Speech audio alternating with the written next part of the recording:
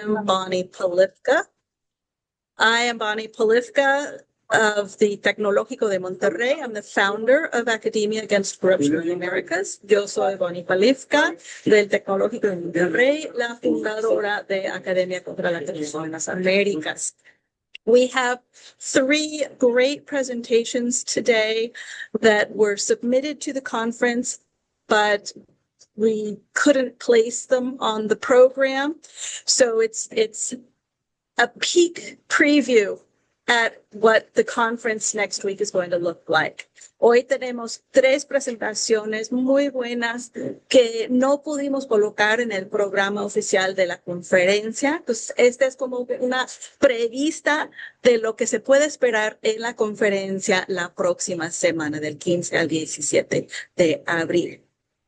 I don't want to take up too much time, so I'm going to pass you off to our moderator, Joanna Rodriguez, who is largely responsible for this pre-conference, and I look forward to the presentations. No quiero ocupar mucho tiempo, así que les voy a dejar con la moderadora de esta preconferencia, Joanna Rodriguez, quien es en gran parte la responsable de esta preconferencia, y espero ver estas presentaciones muy buenas. Gracias.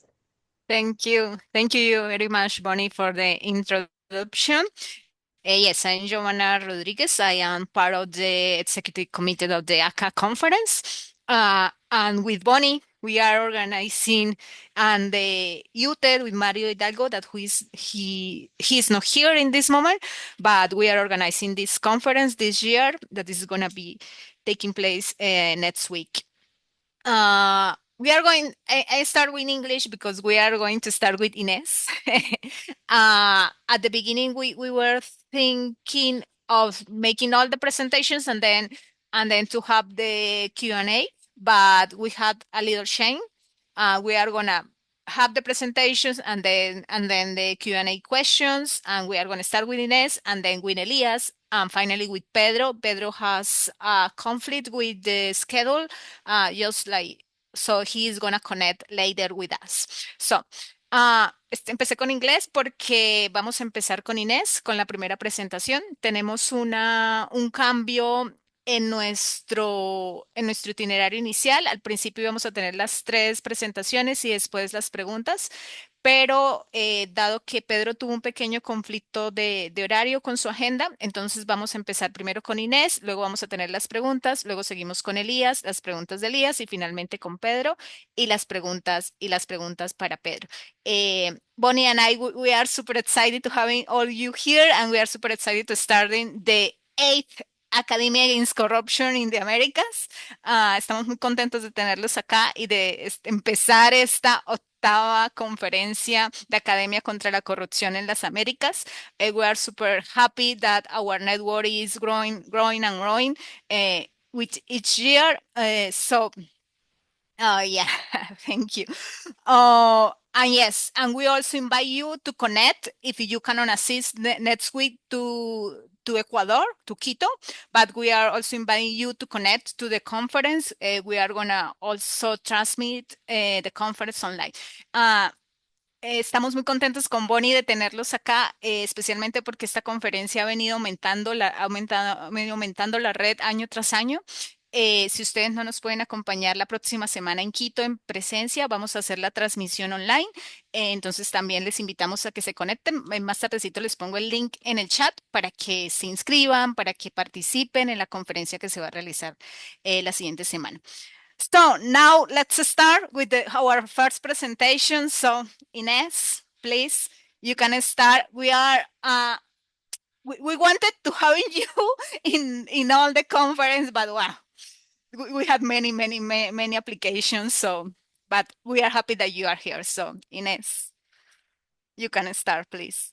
Thank you so much. I'm really happy to be here as well, and thank you so much for having me.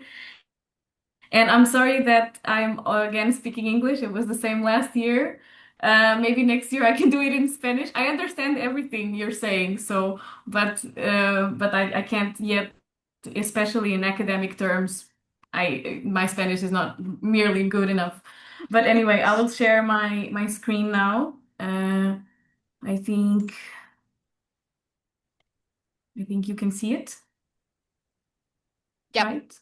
Okay, Perfect. perfect. I will just put it in. Sorry, I Yeah. forgot to say that it's like 20 minutes presentation and then the Q&A. Okay, I think I won't take that long, but Yeah. anyway, I'll go for it now. Okay, so yes, my name is Inês, and again, thank you so much for having me here. Today I'm presenting my newest research about the role of personal and contextual features in corruption. And just to give some context, I'd like to let you know that I'm doing my PhD. And my thesis focuses on ambiguous and parochial corruption, so corruption through relationships, personal relationships, which is quite a common phenomenon here in Portugal, where I am right now, where I'm from and where I study. And last year, I actually presented a paper at the ACA conference, and it was about how Portuguese people often engage in this kind of corruption, despite finding it very unacceptable, seeing it very negatively, disapproving of it. And so then I started to think why this could be, and I started to wonder about how sometimes our moral views can clash with our environment and our context, and this behavior still happens even though we really disapprove of it. And that's how this research was born, and I'm still in the process of analyzing the data. So again, this is very new data. So please feel free to give me any suggestions and feedback at the end. That will be very welcome. So I'll start by addressing the theory framework that guided the research, which was the situational action theory, which was a framework that was originally born in criminology, because the goal of this theory was to explain why people sometimes commit crimes that they know are wrong. And so basically, the theory argues that decisions to engage in crime come from the interaction between two factors, those being crime propensity and criminogenic exposure. So, in other words, it's the person's inclination to commit crime and the incentives that the environment provides them to do so. So, this theory suggests that when a person with a high criminal propensity meets an environment with high criminogenic features, crime becomes more likely. And this helps explain why the same person might not act the same in different situations. So they might act differently. It's not just about the character, and it's also not just about the environment, but it really is about the interaction between the two of them. Oops. So as I said, the theory proposes that there are two key components that influence engagement in crime. And those are crime propensity and criminogenic exposure. And then crime propensity is split between personal morality and self-control. Personal morality is someone's moral views and how attached they are to those views. So basically, it measures what we think of an action and whether we would be ashamed or feel guilty if we did something that we believe is wrong. And self-control then represents the person's ability to stick to these values when they are tempted to do otherwise. And on the other side, we have criminogenic exposure, which is broken down into the moral rules of the setting. So basically, what the setting tells you is acceptable or not to do. And how strictly these values are enforced. So basically, the sanctions that happen, that are in place when you do something that is considered wrong. And the studies that have applied this framework so far have done so for serious crimes, and they have consistently found support for the interaction between propensity and exposure. But there's a recent paper that suggests applying this framework to corruption. So basically, everything that I said about crime we would just replace the word crime with corruption. And so again, it proposes that corruption comes from an interaction between our values and the moral values of the setting.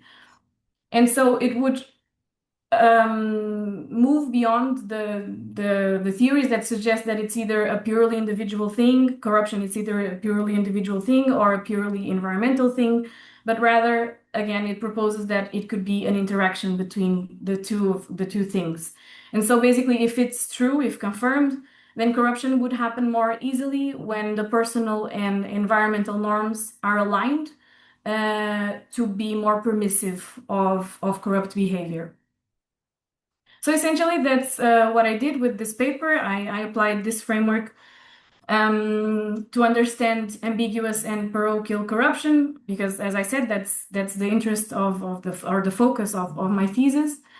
And this is opposed to previous situational action theory studies that have focused on serious crimes only, as I also said. So I applied an online survey among university students and staff in Portugal, with all the regions being represented. So it was nationally based. And it was a scenario-based factorial survey with a 2x2 design, which means that the scenarios were different along 2 dimensions and 2 levels. And basically, this changed how the changes represented how permissive the environment was of corruption. And each participant only read 1 scenario. So here you would have the vignette, but it's very long, so I'll just explain it. It describes a hypothetical situation where there's a citizen in a hypothetical country and he needs to get a permit to build a house, and he knows that it could take up to 12 months to be issued. But then he remembers, someone at the local council, and that person could help him get the permit issued in the upcoming weeks. And then the vignette reads that in that country, the practice is common and morally accepted by most people, or uncommon and morally unacceptable by most people. So that's the one of the dimensions that changed. And it also says that the probability of anyone finding out, in case he decides to go through with it and his friend accepts, it's either high or low, which is the other dimension that changed. Then participants were asked how likely it would be for them to ask the friend to do it if they were in the person's place. And then they were asked to justify the answer by choosing one of 3 options, because I wanted to understand whether the decision was made out of habit or out of not perceiving corruption as a pathway, or whether they had moral conflicts about it, or it was because they were afraid of the consequences, because this is also another proposition of the situational action theory, that people act either out of habit or out of deliberation. And then they answered about their views towards the action in question and how guilty and ashamed they would feel if others found out. And then also some questions about their self-control. And all of the questions were designed based on the previous SAT studies, but they were adapted to fit the scenario. Then I did an OLS regression, and all the variables were built or operationalized following the previous studies on situational action theory.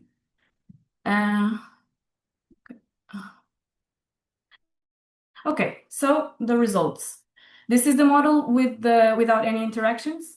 And as you see, it reveals that propensity and exposure are both positive and significant, which basically means that both the personal and contextual features contribute individually to the intentions to engage in this kind of corruption.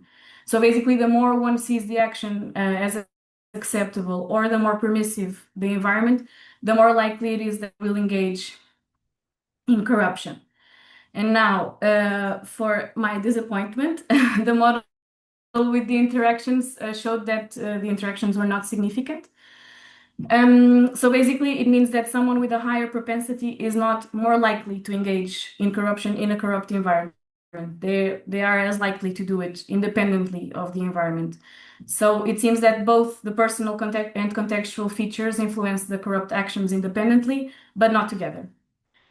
And so, as I said, I was a little bit disappointed because all the previous studies have found support but they also studied, it was a bit of a different subject, but in any case, I tried to understand these results a little bit better, which of course I like to believe that I would have done that even if I were happy with the results, but we'll never know because these were the results. But one thing that I thought about was that maybe the people that answered, they were asked to, I asked them to evaluate the morality of the action only after reading the scenario with all the changes already, so with all the contextual cues. So I thought that maybe the contextual cues were already affecting their answer, their moral judgment towards the action. So I checked to see if there were any significant differences in the moral judgments and emotions depending on the situation.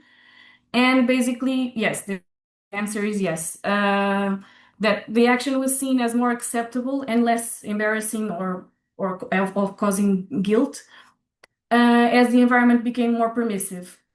But the differences were only significant when the environmental cues changed completely or when they changed from unacceptable to acceptable. So the risk level seems to be a little bit less important. So I think this result shows two things. The first thing is that moral values are attached to the environmental cues. So basically, our judgment towards the morality of an action are attached to what other people think of it. And this, I thought this was very interesting, and it makes sense because the measures for moral identity and moral emotions were situational. So I asked people about that action in specific. They were not general. So I think this makes sense. And it also sort of confirms that the manipulation worked in a way, because it seems that people were sensitive to the contextual cues that were given by the vignette. And another thing that I considered that could be affecting the answers, I thought about how people, as I said, I asked people to justify their answer, why they decided to engage or not engage. So I wanted to understand whether they were doing the action without deliberating and out of habit, or if they were deliberating. So I checked the answers, and essentially, actually, people didn't do it out of habit, or most people didn't do it out of habit. They considered, those that considered engaging, they did it mostly after making sure that if they went through with it, that wouldn't bring them any issues, any problems. And I think this shows that the risk manipulation maybe was not very effective, because while I explicitly said the probability of getting caught is high or low, there weren't any stated consequences. So again, as I said, I think this kind of behavior is quite common here in Portugal, and a survey was here in Portugal. So maybe people thought, okay, I'll get caught, but then what? Maybe they didn't think there would be any serious consequences. So I don't think it's that they weren't sensitive to the environmental cues, is the deterrence cue, the consequential cue that was not very effective. And another thing that came out of this analysis, which I thought was interesting, is that people who said that they would likely or very likely not engage, they did so mostly because of moral conflicts, and also they didn't really seem to care about the consequences. So I think this confirms again what I said, that the environmental cues were mostly determining the behavior through the statement about how common and acceptable the behavior was, and not through the risk manipulation. So these were the main results so far. As I said, I'm still trying to see what else I can do with the data. But for now, the conclusions, I think, point to the fact that personal moral values and contextual cues are working independently towards enabling or deterring corruption. And basically, people with looser moral values may engage in corruption across different environments. And on the other hand, when the environment is permissive of corruption, even people with different moral values may still engage in it. but the likelihood of engaging in corruption is not higher for individuals with looser moral values in a more permissive environment. Another thing that came out of this is that when there aren't really explicit consequences, they may not be perceived as a real barrier, because while there's a risk of getting caught, this doesn't seem to matter as much as the perceived commonality and acceptability of the behavior, again, when the consequences aren't explicit. So as a result, the people that chose to engage in corruption, they mostly did it believing that they wouldn't face any issues. So it really becomes, and this is the last conclusion, it really becomes a cost-benefit analysis. They either can do it in 12 months and do the right thing, the formal path, the normal path, and wait 12 months, or they can do it in the upcoming weeks without any really any real consequences in that sense. So it's again, it seems like a cost-benefit choice, but for non-engagers, it's more of a moral choice. So there seems to be some kind of mechanism in this kind of corruption that changes from is different from serious crime and from previous studies of SAT. Because when we're dealing with serious crime, and the previous studies showed that the majority of individuals doesn't even perceive crime as an alternative. And here we didn't see the same, because people were tempted to engage in corruption, but those who didn't engage, it's mostly because of moral considerations. But they could have answered, I didn't even think of it, but no, they answered, I thought of it, but I would have some conflicts about it. So even when people think that it's the wrong thing to do, there's some temptation to do it. So this shows that this gray area corruption, it shows how it works. The temptation is real for the majority of people, and whether they decide to engage then depends on their moral considerations, but also the contextual cues. And that's it for my side. Thank you, Ines. That is amazing. Yes, I also remember your presentation in the LATS conference. I really, really like your work. Also, there is another person in the audience who also conduct experiments regarding corruption, is Maria Cecilia. Maria Cecilia is also conducting different kind of experiments. So yeah, this is amazing. So Bonnie, you have a question? It's more of a request or a suggestion. Really interesting work. Obviously, I think it needs to be extended or to include potential punishments or consequences. And so my question really is, have you considered doing this again with including the punishments, and maybe, drawing on some of the members of our network, like Cecilia? I'm in Mexico, Joanna is in Colombia, and maybe make it more international. That would be amazing. I of course, to answer your question, in Portuguese we have an expression, "nim."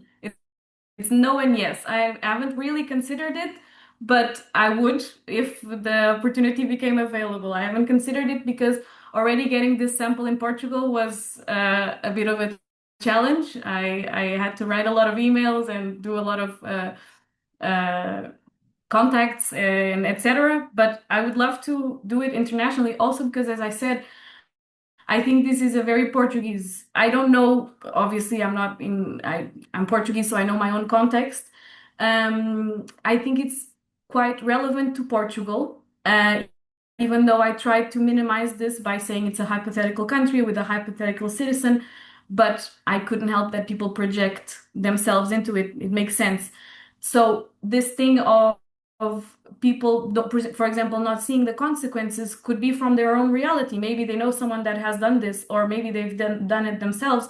And the only thing that happens there is that they got their thing solved faster and no consequences exist. So maybe this could be different from country to country, obviously, and with a more international sample. So that would be extremely interesting to do that. And regarding the consequences, I think it would be important to include them. I didn't want to include them because I didn't also want to, because this was deliberate when I designed the questionnaire, but then when I saw the results, I regret not doing it.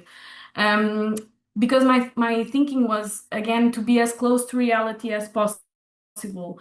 And really, there aren't any legal consequences, let's say. There might be social consequences. If you tell people that you've done it, they might disapprove. As I said, this is not a very approved behavior, but this is what I also wanted to capture, is the social aspect of it. It was more my interest, but I think it would be interesting to see, okay, what if you get a fine, or what if you get, I don't know, some sort of penalty? I would have to think about it.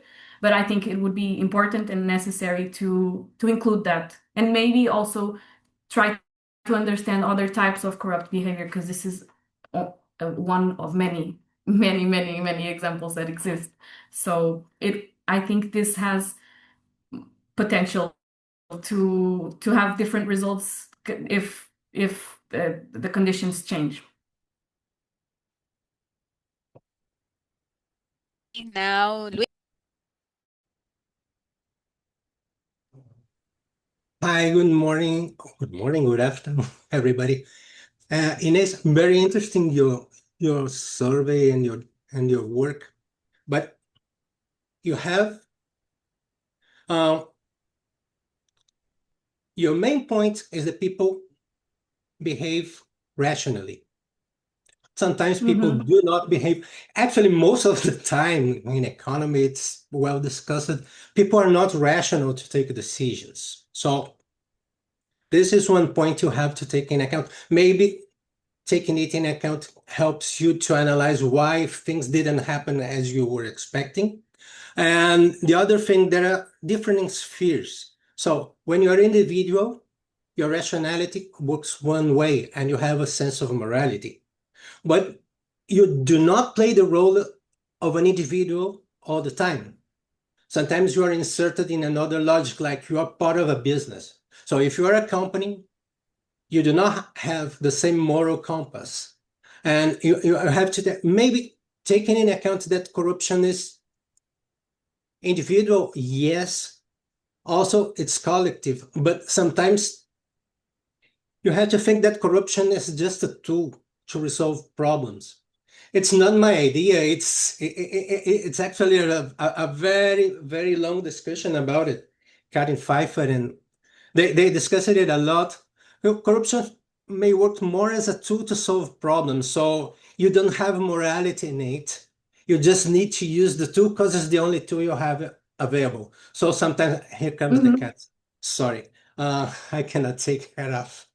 And sometimes this is something that will affect your service very much, the answer to the survey, because they're answering as individuals and putting themselves in a specific scenario. These scenarios are important. I'm not saying they are wrong. I'm just saying that it works in some occasions, in some opportunities, people behave this way.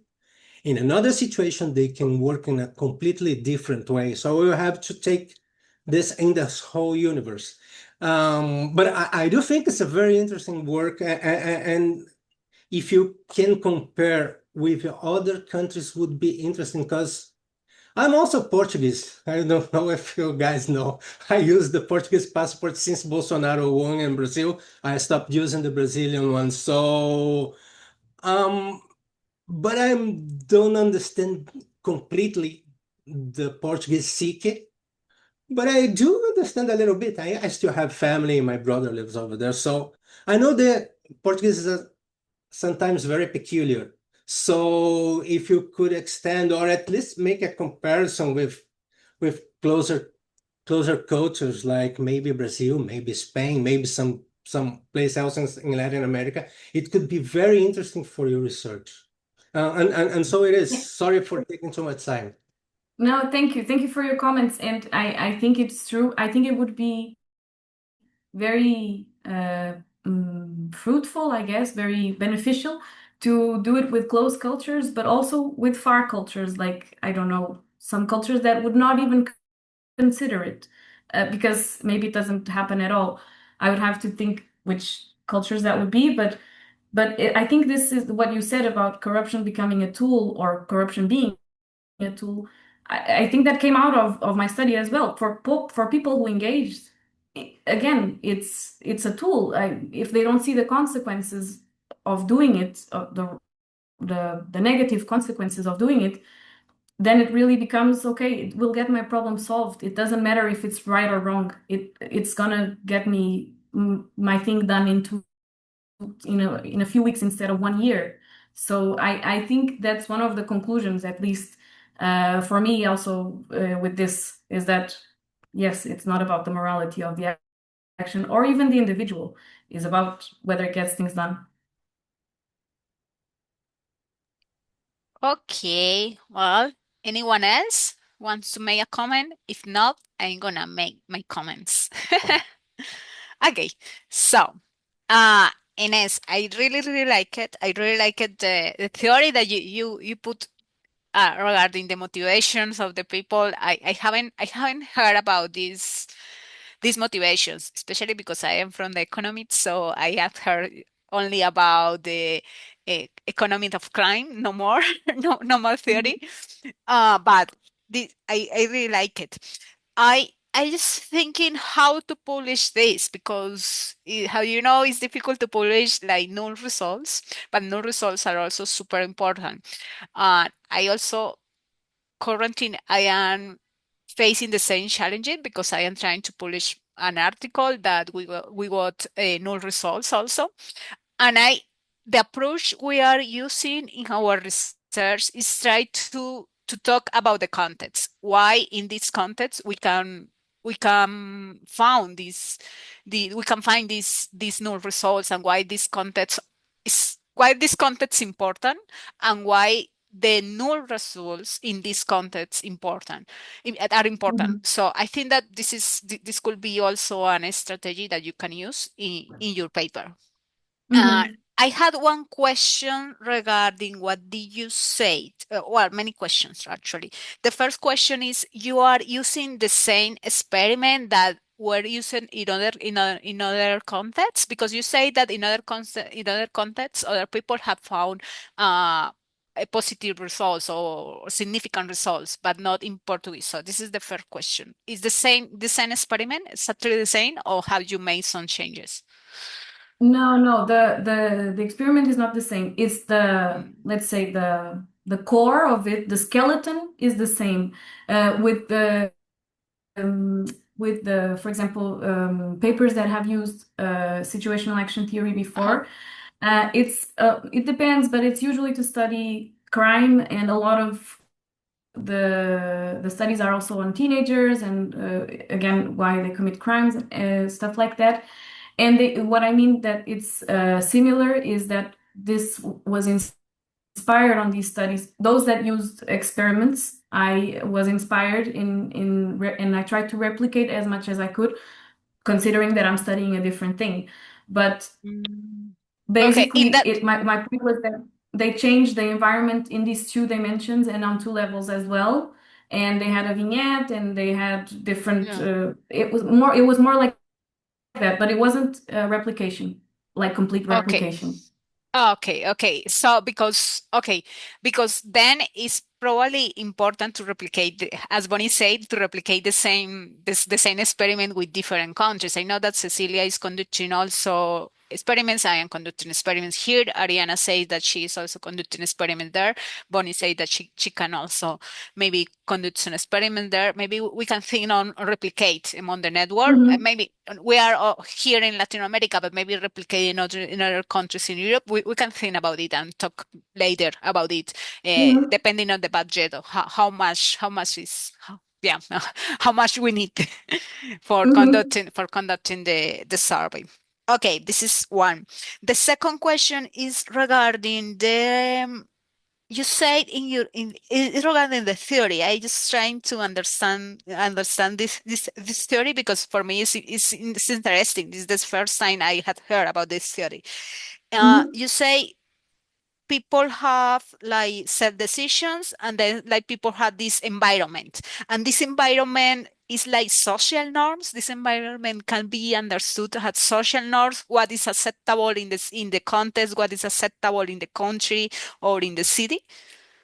Yeah, again, based on previous studies, it's mostly about social interaction. Yes. So basically, for example, for studies trying to predict crime among teenagers, they would measure the environment with, for example, they would ask peers how acceptable they thought the behavior was. They would ask the person, if have your friends been involved in crime, things like that. So basically, it usually is about the social environment, not the institutional or legal framework.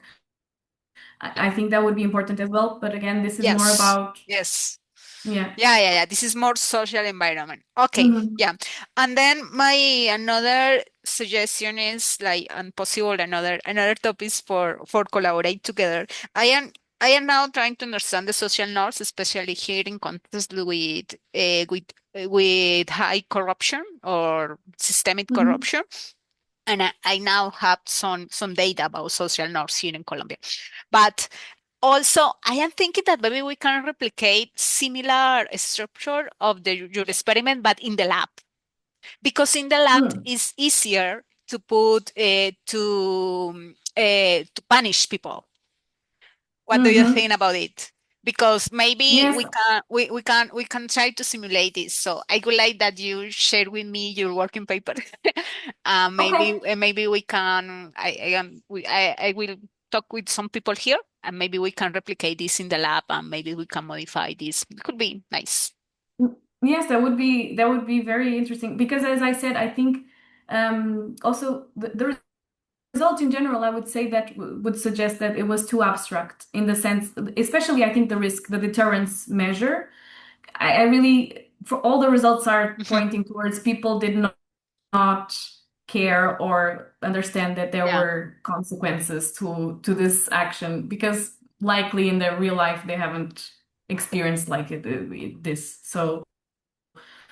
And also it was with the university students, so maybe, I don't know. Again, maybe they haven't thought about the consequences. I don't know. So I think yes, I would say that that would be very interesting. Yeah. Okay. Yes. Yeah. And just for publishing this paper, just focus on the context. I'm trying to do in that way. I mean, the data it's perfect. I mean, that were the results, no results, and that is Mhm. interesting.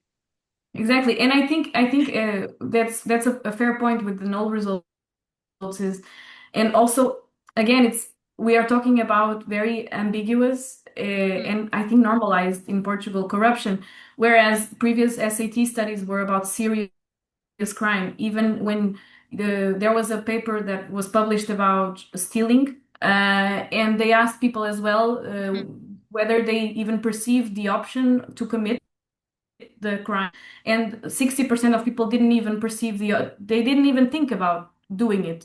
So this is different. Most people actually have thought of, they admit, they say yes, I would think about it, but it's wrong, so I won't do it. So I think it's a different context, and the null result in itself, as you said, I think is a result. I Okay. Yes, well, Ines, thank you very much. I really, thank really you. enjoy your work always and to read your work. So, Thank, so thank you very much. I hope you can be with us online in the next week. thank you. Ok, bueno.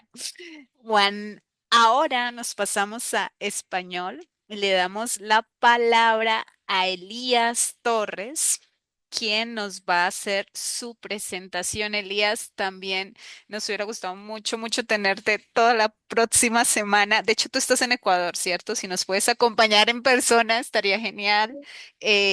También nos costó mucho ver cómo acomodar todos los paneles, pero bueno estamos acá muy ansiosos con Bonnie también de escucharte. Muchas gracias.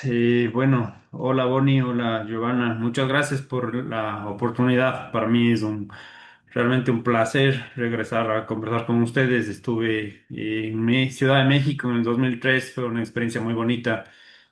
Sigo el trabajo que ustedes han hecho y creo que es grandioso que la academia crezca y se siga discutiendo estos temas que son de vital importancia y muchas veces dejados de lado porque son temas incómodos, creo yo. Estoy acá en Ecuador, les saludo desde Cuenca, estoy a es la tercera ciudad. No voy a poder asistir a Quito por motivo de trabajo, pero estoy seguro que Mario será un excelente anfitrión y sobre todo muy contento de que un evento como el que están preparando llegue al Ecuador. Creo que es necesario por muchos de los temas que voy a exponer. Lo que he preparado lo que envié es parte de mi investigación doctoral. Creo que es importante conocer el contexto de la situación en el Ecuador para conocer qué es lo que está pasando y por qué pasan algunas cosas de las que muchos olvidamos. Voy a compartir la pantalla e iniciar.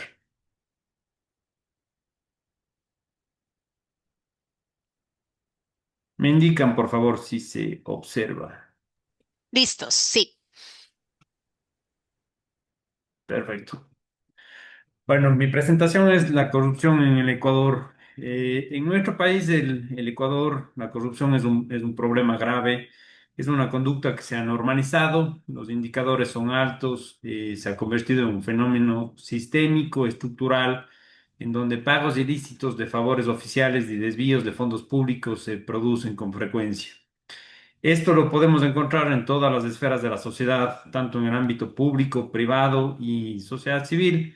Al estar presente en diferentes contextos y situaciones diarias de todos los ciudadanos, no es posible considerarlo como una práctica específica de un grupo de personas, un partido político o movimiento, religión, clase social, institución pública o empresas privadas. ¿Cuál es la percepción ciudadana que existe en el Ecuador? El 93% de las personas sostienen que la corrupción es un problema grande o muy grande en el gobierno nacional. El 93% de las personas afirman no tener confianza o tener poca confianza en el gobierno.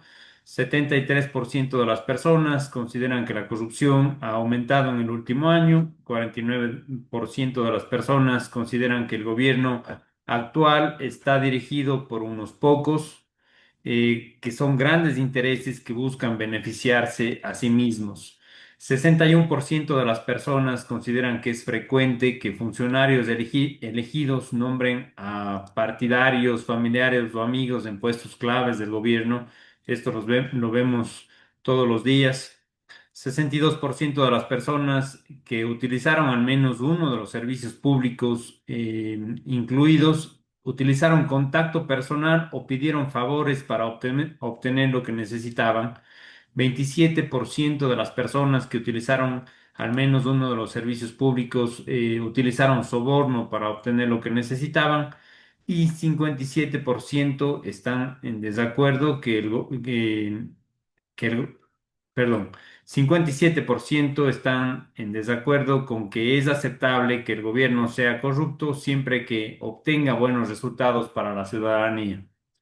De esto, ¿cuáles son los grupos o instituciones más corruptas? ¿Qué es lo que piensan las personas? El 65% partidos políticos, 63% asambleístas, jueces y magistrados del 58%, 58% funcionarios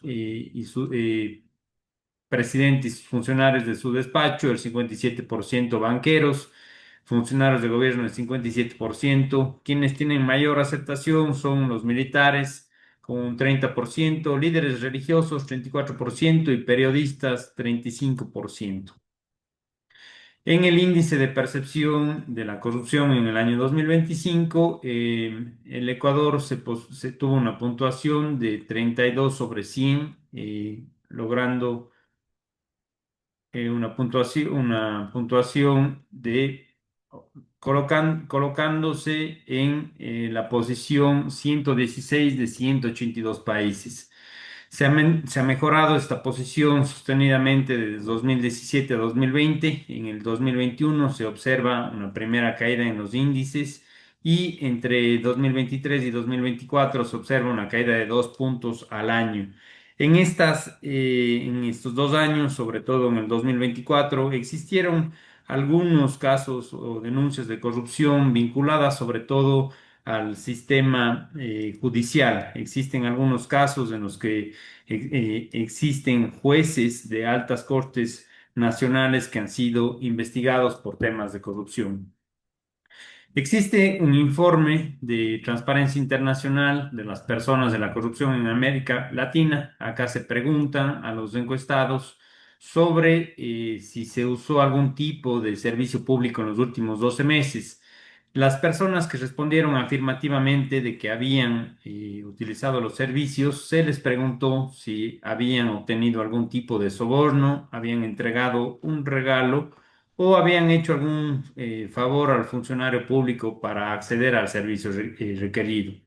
En el caso ecuatoriano, el 28% de los encuestados aceptó haberlo hecho, es decir, entregar un soborno, dar un regalo o hacer algún favor al servidor público. ¿Cuáles son los servicios públicos por los cuales en el Ecuador se paga para temas, para acceder a ellos? Salud, educación, obtención de documentos de identidad, servicios básicos, con policía y temas de tribunales de justicia. Estos datos ubican al país en el cuarto lugar del país de la región con mayores niveles de victimización por corrupción. Existe una fuerte relación entre la victimización a la corrupción y su tolerancia. Quienes están más expuestos a la corrupción también son quienes más la toleran. Al parecer, la corrupción actúa como un círculo vicioso. Quienes han sido víctimas de corrupción de cualquier tipo tienen más probabilidades de justificar el pago de una coima o un soborno. Existen también en nuestro país, en el Ecuador, varios factores que se deben considerar sobre la victimización por corrupción. Por ejemplo, las mujeres tienen mayor posibilidad de ser víctimas. La edad de las personas no es relevante, ya que tanto jóvenes como adultos están expuestos a ser víctimas de corrupción. Lo sucede también con las personas que tienen dinero y quien no la tienen. Lo que sí representa un factor que favorece la victimización es el estado civil y el tamaño de la familia. Quienes tienen más hijos son más proclives a su exposición dentro del sistema educativo, el sistema de salud pública, los gobiernos locales. La educación también constituye un elemento a tomar en cuenta respecto a la victimización de corrupción. Se ha demostrado que las personas que tienen mayores niveles de educación tienen mayor posibilidad de ser víctimas de corrupción que quienes no la tienen. Acá existen dos hipótesis que explican esto. La primera de ellas es que los ciudadanos más educados se encuentran más involucrados en la vida pública y la segunda es que existen mayores posibilidades que se reporten más casos de corrupción. Por otra parte, el Ecuador también es uno de los países de Latinoamérica y el Caribe con mayor tolerancia a la corrupción. Un 25,4% de los encuestados justifican el pago de algún soborno o coima en ciertas circunstancias. Esto es, aproximadamente uno de cada cuatro ecuatorianos justifica pagar una coima o soborno y 4,4 de cada 10 ecuatorianos, el 44%, están de acuerdo de pagar el precio de cierto grado de corrupción siempre que se solucionen los problemas del país. Existe un 47% que considera que es mejor quedarse callado cuando alguien se entera de un acto de corrupción. Al parecer, sí tiene un efecto negativo a la tolerancia, la edad, ya que las generaciones mayores son las que presentan menor probabilidad de justificar sobornos. Existe un dato alentador y esto es que el 74% de los ecuatorianos consideran que una persona común y corriente, un ciudadano de pie, sí puede incidir significativamente en los resultados que se consigan en la lucha contra la corrupción. Aquí, al revisar el documento y preparar la presentación, me ponía a pensar, y justamente es este 74% la base para fomentar los cambios frente a los temas de anticorrupción. Lamentablemente, estos temas muchas veces los percibimos como que un ciudadano común no pudiera aportar a un cambio, pero es este ciudadano en un colectivo lo que genera este cambio. Estos datos nos ponen frente a una realidad que no es conocida ni aceptada en el país. Además, nos hace pensar que existen muchas actitudes y comportamientos que no son los mejores para combatir la corrupción y, aunque nadie lo quiera admitir, todos somos parte de este gran problema. ¿Por qué manifiesto esto? Porque muchas veces la corrupción se lo entiende y se la utiliza como un solucionador de problemas cuando por la vía legal no se puede solucionar un problema, la puerta abierta queda para que a través de un contacto, a través de un soborno, a través de un favor, a través de un conocido, podamos solucionar situaciones que se escapan de nuestras manos. Existe una encuesta que realiza el estudio jurídico Miller and Chevalier. Acá se les pide su opinión a grupos empresariales sobre el tema de la corrupción y de la situación del Ecuador. Señalan que el 70% de los encuestados considera que la corrupción es un obstáculo significativo para hacer negocios. El 56% de las empresas cree que ha perdido negocios frente a competidores que hicieron pagos ilícitos. El 72% no reporta casos de corrupción por falta de confianza en el sistema judicial. El 56% considera que las leyes anticorrupción no son efectivas o lo son muy poco.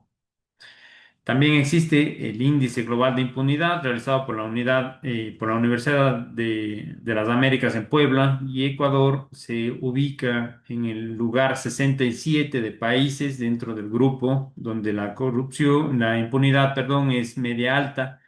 En la región el Ecuador encabeza la lista de los países con mayor impunidad, le siguen Perú, Guatemala, México, Guyana, Paraguay y Honduras. Lo lamentable de todo esto es que la corrupción ha sido parte de la historia en el Ecuador. Esto lo arrastramos desde épocas coloniales, en donde el régimen se asentó con prácticas corruptas. Ejemplo de ello es la venta de cargos públicos a quienes podían cubrir sus costos con el fin de enriquecerse, el despojo de tierras a los indígenas y la imposición de impuestos, el enriquecimiento de los curas que cobraban a los fieles por la salvación de sus almas. Esta situación fueron denunciadas y documentadas por Eugenio de Santa Cruz Espejo y Monseñor González Suárez, que es un historiador ecuatoriano.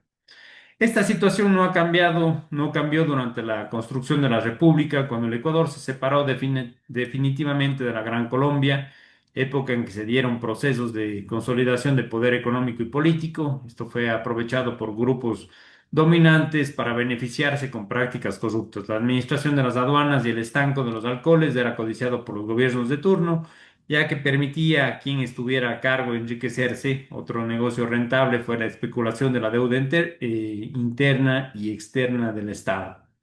Alberto Acosta considera que en nuestra república, si pudiéramos escribir una historia de la corrupción, esta sería una suerte de telón de fondo del devenir de nuestra sociedad.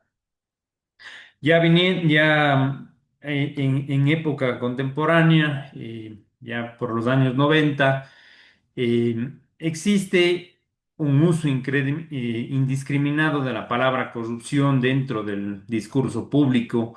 Las acusaciones que se hacen muchas veces tienen motivaciones políticas y son utilizadas para desacreditar al adversario sin que ello implique que se haya cometido una conducta ilícita.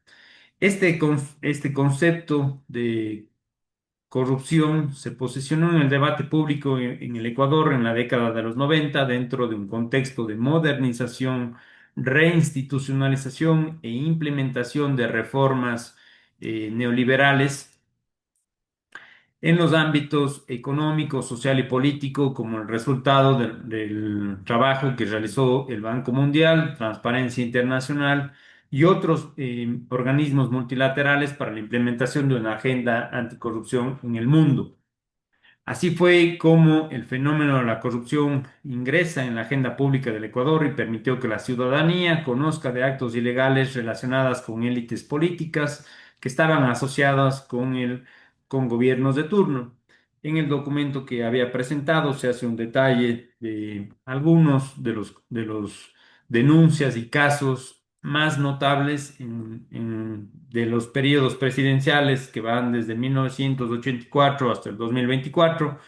Eh, Podemos ver que en la presidencia de León Febres Cordero, del 84 al 88, los casos que más sonaron fueron CDG, son sobreprecios en obras hidráulicas, el Plan Carro fue un reparto irregular a funcionarios del gobierno de vehículos de lujo, Ecohospital, contratos sin licitación y pagos de coimas, la vía perimetral en la ciudad de Guayaquil, sobreprecio y beneficios a privados, la compra de recolectores de basura, que fue innecesaria y sobrevalorado, la denuncia del sobreprecio en la compra de un avión Fokker.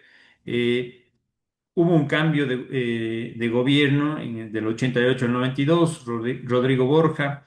Existió un problema con el ministro, una denuncia de corrupción con el ministro de Educación sobre el sobreprecio en la importación de acero, irregularidades en obra pública y varios ministros acusados de temas de corrupción. De 1992, Sixto Durán Ballén, uno de los casos más sonados fue el caso de Flores y Miel. Acá estuvo vinculada una nieta del presidente por un tema de un préstamo irregular. También el vicepresidente estuvo vinculado a un tema de gastos reservados, uso indebido de fondos públicos. Del 96 al 97, Abdalá Bucaram. En los casos en este periodo que duró, no terminó el periodo, fue un gobierno de 6 meses apenas. La mochila escolar, contrato con sobreprecio y sin licitación. Motivo de ello, se autoexilió 20 años en Panamá, prescribió el caso y regresó. Tema de las aduanas, su hijo mayor, que también estuvo vinculado luego en la pandemia a venta de medicamentos, celebró su primer $1.000.000 cuando estuvo cerca de la administración de las aduanas. Existieron gastos reservados, uso indebido de fondos. En el 97 al 98, un gobierno interino, existieron cerca de 2.000 empleados públicos que ingresaron a trabajar en la Asamblea Nacional. En la Garita 3, cobros ilegales al transporte, a la Comisión de Tránsito de Guayaquil. El ex ministro de Gobierno estuvo acusado de peculado y enriquecimiento ilícito, igual salió del país y se exilió a México. En la época de Yamil Maguad, el feriado bancario, fue ahí cuando en el Ecuador se cambió motivo de este feriado bancario, decisión del presidente Maguad, se cambió eh, la moneda de curso del sucre al dólar. Hubo un tema de aportes de campaña, cerca de $3 millones estuvieron vinculados a un banquero en el gobierno de Gustavo Noboa del 2000 al 2003, sobornos para liberar fondos municipales, irregularidades en la renegociación de la deuda externa. Lucio Gutiérrez, 2003-2005, nepotismo, familiares en cargos públicos, manipulación de la Corte Suprema, pitch corte. Elías, te Sí, queda un minuto, porfa. gracias. Listo. En el caso Rafael Correa, caso Odebrecht, Gran Hermano, COFIEC, Ministerio del Deporte, bueno, ahí les podría compartir. Existen algunos casos nuevos que datan en el tema de la corrupción judicial. ¿Cuáles son las causas de la corrupción en el país? Es una herencia histórica, políticas de acumulación y concentración del poder, actores ejercen el control sobre la cosa pública, administración de lo público por élites políticas, procesos de privatización, falta de transparencia, politización de la justicia. Ya para concluir, creo que el trabajo lo he realizado y siempre ha sido mi interés poder tener una memoria colectiva de lo que ha sucedido en el país y con ello mirar hacia el futuro. Y también ver que muchos de los actores políticos responden a intereses del pasado y existe una suerte de reciclaje. Ha habido muchas de las personas que he nombrado que han regresado al gobierno, han estado en cargos públicos o a su vez han actuado como asesores o cumplen funciones de lobistas dentro de lo que realizan. Muchas gracias.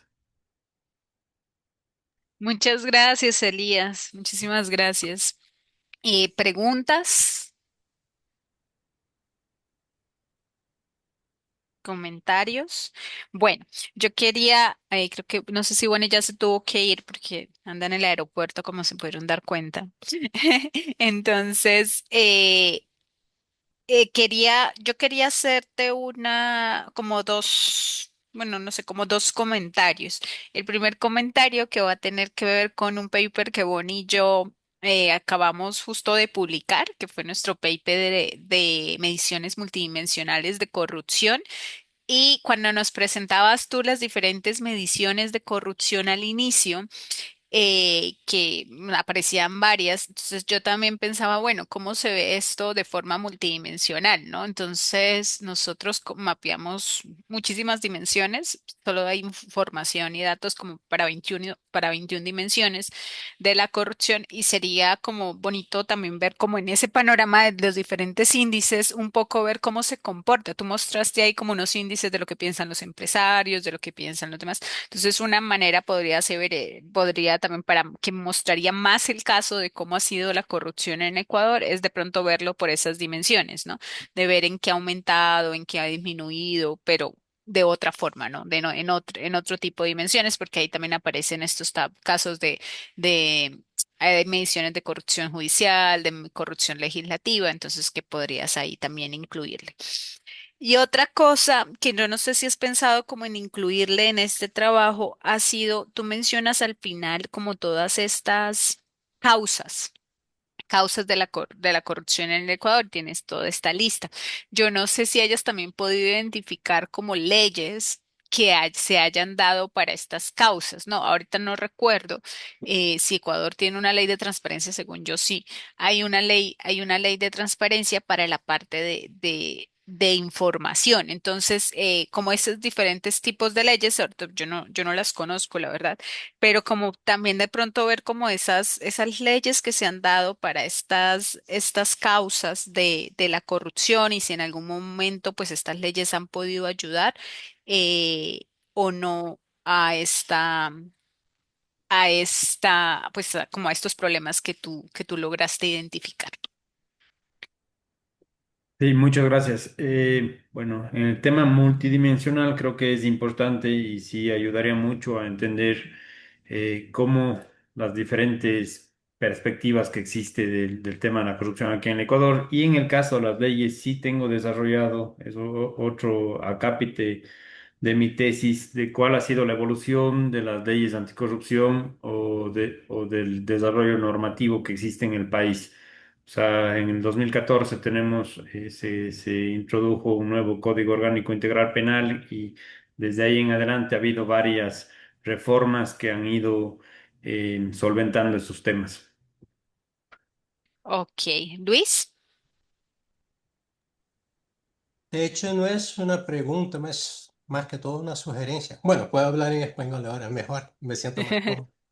Ah, ya que una parte de tu presentación te concentras bastante en la evolución de las presidencias, una cosa que tal vez te pueda acrecentar es evaluar también cuáles son los grupos que están involucrados, no solo la persona. O sea, digamos, en la época de Rafael Correa, te voy a hablar como alguien de afuera, pues, entonces me disculpas si meto la pata.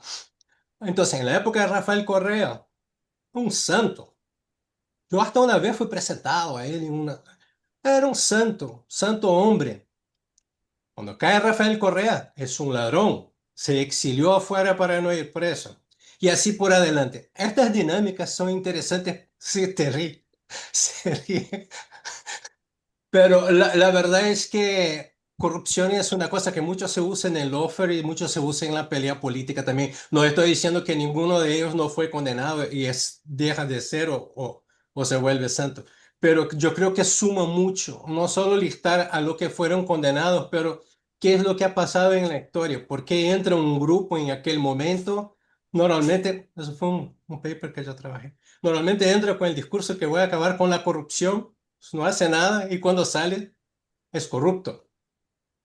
O sea, este tipo de dinámica creo que es interesante para darle contexto a lo que estás presentando. Si no nos quedamos, es como yo soy nacido en Río de Janeiro, es el único lugar del mundo que todos los últimos gobernadores del estado desde los años 80 o están presos o fueron impechados. Pues, o sea, pero si yo pongo esto como una lista, no sé, pero si yo empiezo a ver qué dinámica pasó ahí, qué grupos entraron, qué grupos salieron, yo creo que ahí damos un color más interesante. Por ejemplo, el cambio de moneda. ¿Cuál interés que estaba por detrás del cambio de moneda? Está bien, fulano ganó con el cambio de moneda, con la dolarización, pero ¿qué otros grupos estaban por detrás? Porque no ganó el presidente solo como persona. Alguien por detrás de esto también está beneficiándose, ¿no? Entonces, esto yo creo que te puede dar un color muy interesante al trabajo. Si no, I overstepped, ahí me disculpo si metí la pata y tal vez no tiene nada que ver, pero es una sugerencia eso. Gracias. Muchas gracias, Listo. Luis. Creo que parte de lo que tú mencionas consta dentro de la explicación del trabajo. O sea, simplemente puse los nombres porque es mucha información que consta dentro de la parte de la tesis. Y de lo que tú dices, yo comparto mucho. El tema el discurso anticorrupción siempre sirve para el próximo, es el corrupto. Y lo que sucede en Latinoamérica es algo, o sea, no temo equivocarme, es que quien llega al poder busca acaparar todos los sistemas. Entonces, si yo tengo fiscalías, si yo tengo cortes, si yo tengo jueces, mi discurso se acentúa y simplemente a ojos de la gente, yo ya inicié una investigación, una investigación penal, pero el tema mediático es ya, lo están investigando, es corrupto, pero son pocas personas que van al fondo del asunto y ver si la investigación progresa, hay pruebas o llega. Vivimos creo que en un tema mediático y consumimos información y todo el tiempo solo leemos, inclusive perdemos ya la crítica, porque solo leemos y entendemos el titular. Y con el titular ya llegamos a una conclusión. Ok, muchas gracias, Elías. Bonnie me acaba de escribir que efectivamente ya tuvo que desconectarse, pero que te tiene una pregunta. Y esa pregunta es que si todos los datos que presentaste entendimos que eran internacionales o también habían datos para Ecuador a nivel de encuestas nacionales que hagan el mismo dentro de Ecuador y encuestas subnacionales. ¿Sabes si hay? A ver, los datos que presenté son realizados para el Ecuador, del Ecuador, las infografías que presenté. Ya. No existen, yo no he encontrado datos subnacionales o investigaciones que traten el tema de la percepción por cada estado o provincia que es acá. Creo que se maneja de una forma centralizada y todo recae en Quito. Entonces, o sea, acá en Cuenca, en mi ciudad, formo parte yo desde hace unos 3 años más o menos de la Comisión Anticorrupción de la SUAY, pero o sea, creo que hay muchos temas políticos atrás o falta de interés de la gente o ya es una generación que está mayor que no, que tiene incluso hasta miedo porque existieron represalias, denuncias en instituciones públicas. para frenar el trabajo que ellos venían haciendo. Ok, perfecto. Bueno, Elías, muchísimas gracias. Creo que eso también es una oportunidad ahí para quienes están ahora en Ecuador haciendo investigación de generar nueva data o usar la data que hay para generar nuevos índices sobre corrupción y anticorrupción. Muchísimas gracias por la presentación, Elías. Muchas Y gracias. ahora damos paso al, al último participante del día de hoy. Pedro Páez. Pedro, es un gusto tenerte aquí. Como te mencionamos anteriormente, nos hubiera gustado tenerte durante toda la conferencia, presentando durante la conferencia la próxima semana, pero ha sido bastante desafiante tratar de organizar tan buenas presentaciones en solamente 3 días y no sentirnos tan saturados. Probablemente acá se va a tener que transformar en una conferencia de 4 días al paso que vamos. Y bueno, nada, es un gusto tenerte aquí en estos momentos con nosotros y pues ya creo que ya te hice co-host, entonces te doy el paso. Tenemos 20 minutos para presentar y luego tenemos preguntas y respuestas. Más bien, muchas gracias, Giovanna, por tu presentación. Qué pena no haber podido arrancar de inicio, no, pero obligaciones docentes me tuvieron acá un poco ocupado, pero muy bien, más bien un gusto igual alcanzar a escuchar un poco la presentación de Inés también y de Elías, que bueno, ya nos hemos visto y nos conocemos desde hace algún tiempo. Voy a ser muy sucinto. Ahorita acabo de enviar la solicitud para poder compartir.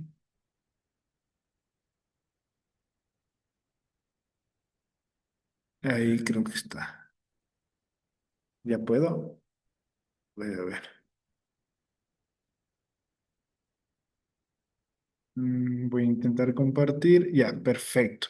Bueno, mi ponencia tiene que ver con un trabajo que lo preparé el último trimestre del año pasado, pero que se publicó en la revista Cálamo de la Universidad de las Américas, acá en Quito, y tiene que ver con el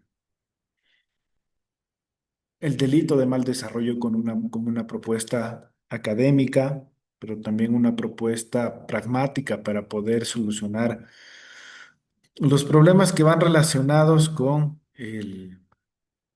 la corrupción, la delincuencia de cuello blanca, la falta de responsabilidad de la clase política en poder satisfacer en el marco de un Estado democrático el buen vivir, ¿no? O el estado de bienestar que se busca alcanzar.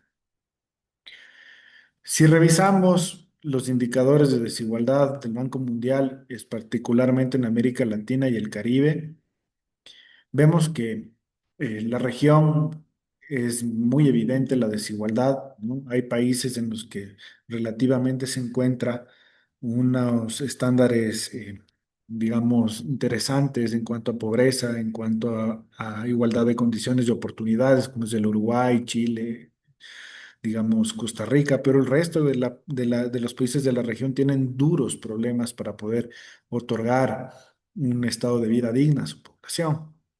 Esto nos ha llevado a pensar que la propuesta del delito de mal desarrollo es muy clara al permitir que en base a esta realidad conflictiva establezcamos algunos puntos importantes multidisciplinarios dentro de las ciencias sociales que nos puedan primero establecer un orden de necesidades a satisfacer, una serie de conductas que se necesiten tenerlas claras para poder pensar en una tipificación. Entonces, dentro de estas necesidades insatisfechas, que son básicas, podemos dividirlo en lo estatal o local, los ecosistemas, el sistema mundial, y hablar de bienestar, libertad, identidad y seguridad. Entonces, dependiendo de estas necesidades básicas, nosotros podemos establecer qué tan está insatisfecho un país y qué tan satisfecho se encuentra por el otro lado. Entonces podemos encontrar elementos como pobreza, inequidad, desigualdad, estancamiento, calentamiento, agotamiento en los ecosistemas, polarización, periferización y explotación en cuanto a un sistema mundial, democracia escasa en el ámbito de la libertad, marginaciones, dependencias de la naturaleza sin ver otras vías de desarrollo económico, ser un país que su libertad es dependiente, ¿no? Y necesita mucha represión para poder, digamos, aguantar un orden. Y en cuanto a su identidad, si hay una colonización interna, si hay racismo, si hay nacionalismo, si la naturaleza se encuentra perdida, ¿no? Si es que hay un sistema mundial colonial y homogéneo que busque establecer un solo modelo de identidad. Y en cuanto a seguridad, por ejemplo, encontrar eh, violencia, terrorismo, catástrofes naturales en los ecosistemas o estados de guerra, terrorismo transnacional y nuclearización. Yo cojo esta idea del delito de mal desarrollo de una profesora y amiga de hace algún tiempo, que es la profesora María Laura Bon, y ella habla de que el delito de mal desarrollo es el conjunto de interrelaciones de actividades en el contexto de políticas y emprendimientos económicos internacionales, transnacionales, regionales y nacionales que conllevan o han concretado el riesgo de obstaculizar la satisfacción de las necesidades básicas. Estas necesidades básicas en el nivel colectivo y en el nivel y participación de forma directa e indirecta en el ejercicio de la violencia cultural, estructural o física, que impide el desarrollo sostenible e integral de una población en términos de paz económica, cultura y legal. Ahora, en cuanto a la dimensión de la corrupción y su incidencia para el mal desarrollo, o sea, la corrupción es una causa transversal para el delito de mal desarrollo en sus diferentes dimensiones. Y es importante preguntarse de qué forma esta se encuentra vinculada. Pues esta se encuentra en redes complejas que involucran redes de diferentes, perdón, actores de diferentes sectores, por ejemplo, el sector público, privado y la sociedad civil, que se obvia la satisfacción de las necesidades sociales por el beneficio privado, sin importar las nociones más elementales de un sistema democrático y las necesidades básicas del vivir en sociedad, ¿no? Es decir, este aprovechamiento privado en detrimento de lo colectivo. A esto hay que sumar dos actividades muy sensibles que buscan evitar que la corrupción intersectorial sean permitidas, como son el lobby y las puertas giratorias. A pesar de estos intentos, no tienen un marco normativo que regule de manera adecuada estas conductas. Un caso muy conocido fue el lobby ejercido por Chevron ante las distintas autoridades del Ejecutivo y Judicial del Ecuador para evitar sanciones por los daños ambientales y otros incumplimientos de la normativa local, ¿no? El Ecuador, un país en el que el lobby no se encuentra regularizado a pesar de algunos intentos que han habido desde el año 2021, sigue permitiendo que haya esta ambigüedad, estas zonas grises en el ejercicio, digamos, de una actividad que es prácticamente de todos los días, ¿no? Los diversos tipos de corrupción que se ven involucrados cuando hablamos de mal desarrollo, al parecer, son los mecanismos que adecúan eficazmente para que se detenga o retroceda el progreso de los distintos campos económicos de los países.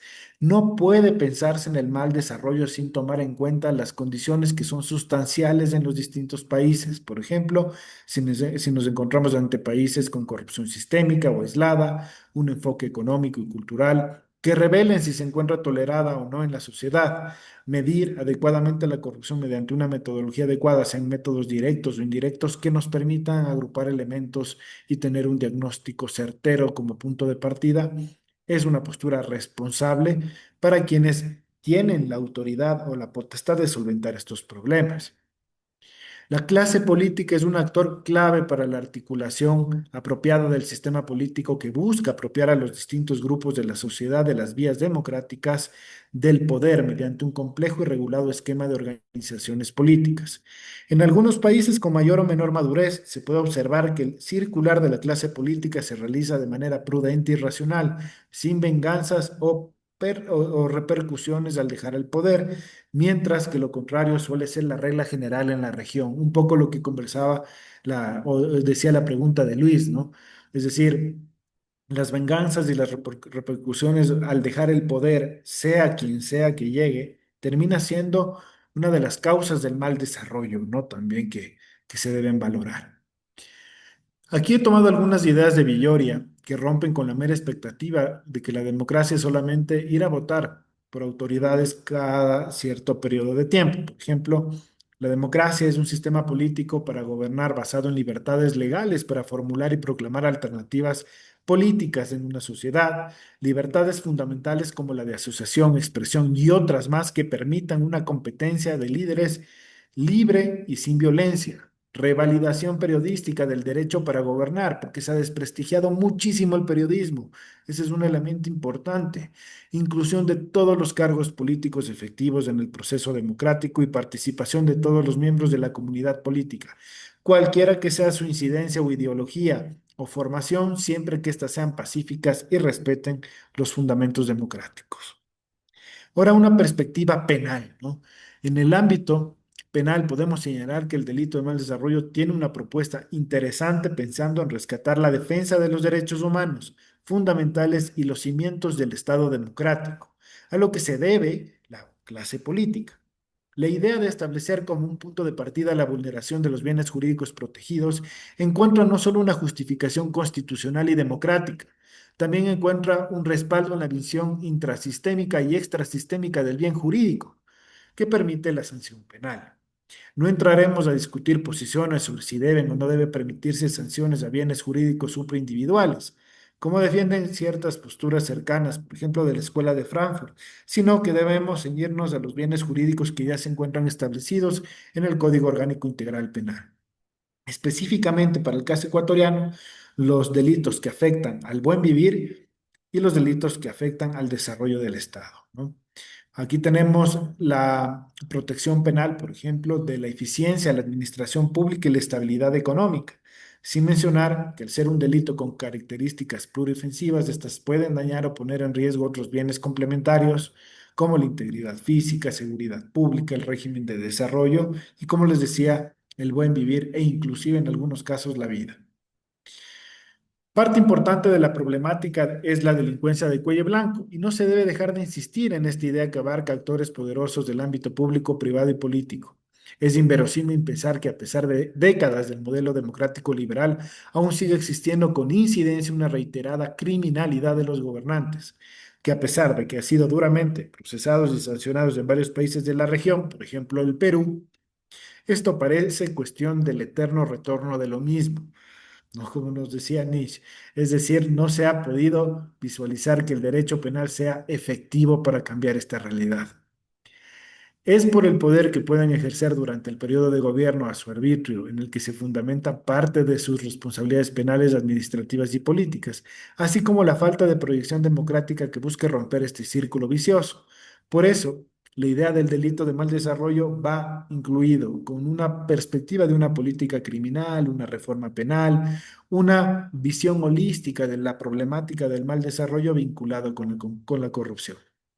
Como conclusiones, es perceptible en muchos países de la región y a pesar de que no se ha podido ejecutar de manera efectiva las vías para poder progresar y desarrollarse en los diferentes ámbitos, como va más allá de lo económico, deliberado retornar al mismo punto. Esto se puede ver en las actuaciones de los diferentes actores del ámbito político, privado y público. Esta propuesta busca no solo activar la vía penal para generar efectos preventivos y retributivos sobre los sujetos que se encuentran deliberadamente convencidos de evitar el desarrollo en sus países, sino que esto conlleva un cambio en la forma de entender los problemas sociales, políticos y económicos. Su fundamentación se da para buscar efectivizar derechos humanos y derechos fundamentales en las democracias liberales, ante la falta de compromiso de una clase política individualista que no responde a los intereses colectivos o plurales, quebrantando la confianza ciudadana en el sistema democrático representativo. En el ámbito penal ecuatoriano, el delito de mal desarrollo bien puede encajar desde la lectura constitucional y penal para proteger distintos bienes jurídicos, en particular los relacionados con la administración pública, el régimen de desarrollo en el ámbito penal, pero a pesar de eso, esta penalización debería darse respecto a los derechos humanos que busca proteger para evitar que la propia clase política lo utilice como una herramienta de lawfare regional hacia los enemigos políticos de gobiernos y sectores poderosos de turno. Ese es un riesgo importantísimo que hay que valorarlo porque si existe, digamos, una herramienta, así como se ha visto los delitos que afectan a la eficiencia de la administración pública, para poder perseguir, ¿no? y ser una herramienta en las guerras judiciales de los diferentes actores políticos, el delito de mal desarrollo debería pensarse también desde ese ángulo. Eso es todo, y espero haber compartido en el tiempo que me han dado. Sí, estuvo perfecto. Muchísimas gracias, Pedro. Preguntas, comentarios, sugerencias. Todo muy bien. Bueno, yo voy a empezar como siempre. Y estaba pensando en esta parte siempre tengo muchas preguntas, luego me dicen que siempre tengo preguntas sobre todo. Estaba pensando en esta parte de la multidimensionalidad del mal desarrollo y estaba pensando que tal vez, y luego lo estaba pensando como con los mecanismos de cómo la corrupción podría afectar cada una de esas dimensiones de forma diferente. Entonces, aquí Ariana también nos ponía un poco de que en el ámbito organizacional los empleados de baja satisfacción con las empresas pues justifican más como la corrupción, ¿no? Entonces, como que un poco yo veo al mal desarrollo como pues estar en esta trampa, ¿no? Estar en como una trampa de pobreza o como en una trampa, sí, estar ahí constantemente en esta trampa. Entonces, estaba pensando como en esos mecanismos de cómo la corrupción afectaba las diferentes multidimensiones, pero de las dimensiones del mal desarrollo, pero al mismo tiempo cómo esas dimensiones del desarrollo también iban a crear mayor corrupción. Y no sé si has como pensado un poco en ello y en cómo, sí, en cómo las leyes que hay actualmente ayudarían a frenar como ese círculo vicioso que hay en el Ecuador específicamente. Y como vemos con lo que nos mostró Inés al inicio, las leyes y el entorno legal no necesariamente pues va a ayudar, ¿no? Porque hay mucha parte del contexto que está afectando ahí. El contexto importa y las normas sociales, que no solo que van a ir más allá de las leyes. Pero bueno, esa era mi pregunta, como qué has pensado, como si las leyes ayudan como a frenar este círculo vicioso, si hay alguna ley que pienses que Ujú. puede ayudar o es una solución a este problema, a esta trampa. Sí, sí, sí lo he pensado, le he dado vueltas, ¿no? Yo creo que la propuesta del delito de mal desarrollo lo hago desde un punto de vista llamativo y sobre todo porque tengo formación penalista. Lo penal siempre es lo que llama la atención. Pero creo que hay unas capas que se pueden trabajar de manera previa. Por ejemplo, trabajar en la normativa electoral. Yo creo que es importante trabajar en el ámbito electoral porque las propuestas de las diferentes fuerzas políticas, partidos o movimientos terminan siendo propuestas ineficaces cuando ya se sientan en la silla del gobierno. Entonces, generar una suerte de sanciones administrativas duras que les obliga a que esas propuestas sean en serio y autoridades electorales independientes, sean tribunales o consejeros, ayudaría muchísimo para una capa previa a la activación del derecho penal a que las esperanzas del desarrollo se cumplan y que las fuerzas políticas se institucionalicen y no sean solamente vehículos de paso. Entonces yo creo que ahí ayudaría mucho el análisis de las ciencias políticas y la sociología para poder colaborar dentro de estas dimensiones, ¿no? Comprendiendo que cada país tiene sus diferentes necesidades, Ujú. o sea, dentro de la propia región, ¿no? Pero que a la final hay más puntos en comunes que diferencias, pensaría en cuanto a las necesidades del desarrollo. Es necesidades insatisfechas realmente. Ok, bueno, muchas gracias. Luis. Eh, gracias, gracias. Yo voy a hacer un comentario, como yo no soy abogado, a lo mejor sale una perfecta tontería. Pero yo no sé si sería, no te quiero desestimular, sí, porque es importante discutir las cosas. Pero ese sería el caso de pensarlo en un aspecto criminal. Que los gobiernos pueden influenciar mal el desarrollo en toda la lista que pusiste, sin haber cometido crimen ninguno, solamente por incapacidad. Son incapaces, son malos. Y la verdad que si vivimos en una democracia liberal burguesa, el crimen de esto es ir a la elección y perder. Entonces, a la medida que criminalizas actos de gobierno por un resultado, yo creo que sí creamos un problema para la propia democracia, porque yo puedo entrar usando el poder judicial como una forma de minar lo que hace el Poder Ejecutivo. Entonces yo creo que ahí te crea un... Disculpa de nuevo, yo no soy abogado, no soy constitucionalista. Ujú. Yo solo observo, como ya soy viejo, yo vi bastantes cosas. Entonces, pues yo creo que esto sí puede ser un problema. O sea, este tipo de legislación puede crear un problema. Yo vi cosas parecidas en Perú.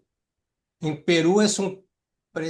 ahí creo que tenemos, o sea, hasta María Cecilia, voy a hablar tontera y ella me va a criticar después. Hay un presidencialismo débil, yo lo diría así, porque hay mucho poder en el Congreso y el presidente nombra un primer ministro, un premier. En Perú es obligatorio presentar los planes de gobierno ante el Congreso. En teoría, el Congreso te puede votar porque no cumpliste los planos de gobierno. Si bien es cierto, yo no vi ninguno caer.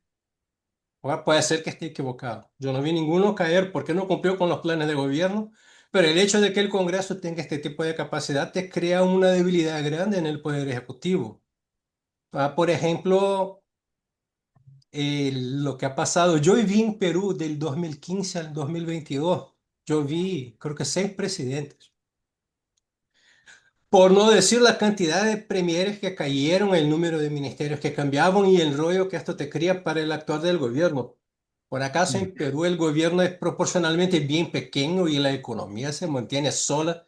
Con solo no cambiar el presidente del Banco Central, el país se mantiene estable, porque el resto puede ser bien complicado. Entonces yo no sé cómo. Yo creo que tal vez se concentrar en las cosas que tienen que ver específicamente con el mal actuar en el gobierno. Yo siempre me pareció que la mayor prueba de corrupción que puede haber, independiente de cualquier cosa, uno tiene que tener bien en la ley el enriquecimiento. Yo le voy a decir en portugués, no sé si es enriquecimiento ilícito. O sea, cuando te quedas rico sin poder justificar lo que ganó, te vas preso.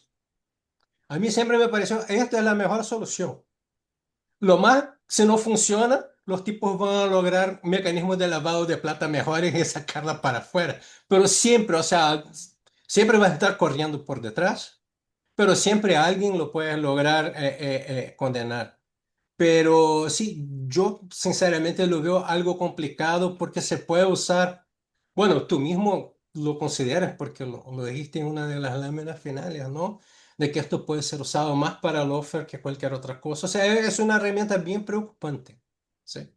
Pero sí te valora el esfuerzo porque tiene bastante pensamiento por detrás y yo creo que quizás mi comentario te ayude a encontrar alguna otra cosa que te lo pueda No, mejorar. es bueno. ¿Sí? Más bien te agradezco, Luis. Me parece sumamente interesante. Como le decía, esta es una herramienta penal, ¿no? Pero no es la única. Yo creo que hay otras herramientas interesantes en el ámbito administrativo. Pero claro, mi juicio lógico va desde analizar décadas de mal desarrollo y ver que el sistema simbólico de la democracia, de que te castigo y tu crimen es perder en las urnas, no ha servido de nada.